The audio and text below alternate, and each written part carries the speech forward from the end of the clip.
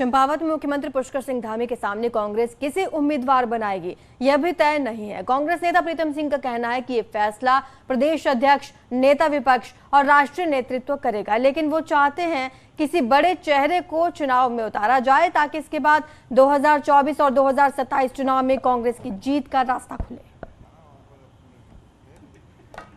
हाँ, एक कांग्रेसमैन होने के नाते मैं ये जरूर चाहता हूँ कि चंपावत में हम मजबूती के साथ चुनाव लड़े, किसी बड़े चेहरे को जो है हम आगे लाएं ताकि अच्छा चुनाव हो और हम जीत करके जो है 2024 और 2027 का जो मार्ग है उसको भी प्रशस्त करने का काम कर सकें। और अब आपको यहाँ बताते हैं कि कोविड के 2 साल बाद इस बार चारधाम यात्रा में रिकॉर्ड यात्री आ सकते हैं, लेकिन हालात को देखते हुए विभागों की तैयारी पूरी नहीं दिखती और इसका खुलासा पर्यटन मंत्री सतपाल महाराज की मीटिंग में हो चुका है। विपक्ष ने बोला 5 साल से वाकई में पर्यटन विभाग कुछ कर ही नहीं पाया, वहीं हाल इस बार भी यही है।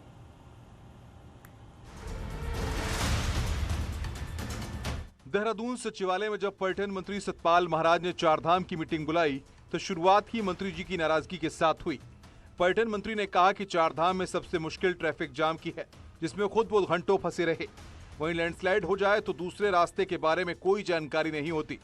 ही लैंडस्लाइड आती है, कहीं पर भी ये नहीं पता चलता कि डायवर्जन कहाँ है, वैकल्पिक मार्ग क्या है, हम कौन से रास्ते पर चले जाए। कोई इंफॉर्मेशन सड़क पे नहीं होती है।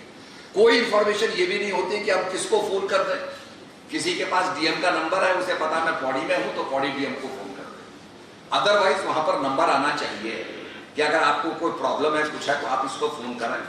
पुलिस को काम, ट्रैफिक पुलिस को काम करना चाहिए कि ये वैकल्पिक मार्ग है, आपका रास्ता बंद है, वैकल्पिक मार्ग क्या है, कहां से आप जा सकते हैं ये तो आप बताइए। इतना ही नहीं, पर्यटन मंत्री ने माना कि होटल, खाने पीने, टैक्सी के रेट तय होने चाहिए और हद तो यह है कि हेलीकॉप्टर के टिकटों की ब्लैक मार्केटिंग होती है और ये खुलासा न्यूज 18 उत्तराखंड पहले ही कर चुका है।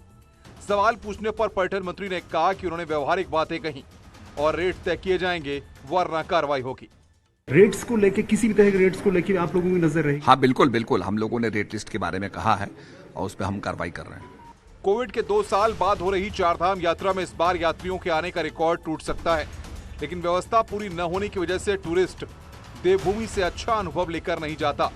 ऐसे में कम वक्त में व्यवस्था दुरुस्त करने का जिम्मा अफसरों पर है। वहीं विपक्ष का कहना है ये तो सवाल की पर्यटन मंत्री पर है जो 5 साल से मंत्री हैं।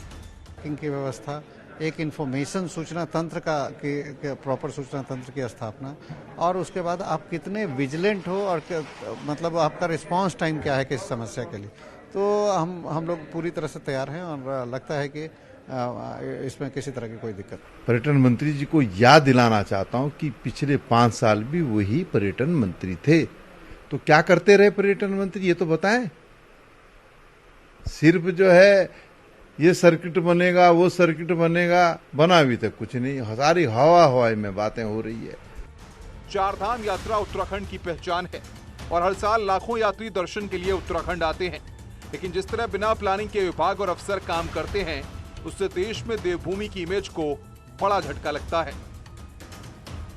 दीपांकर भट्ट, न्यूज 18, देहरादून।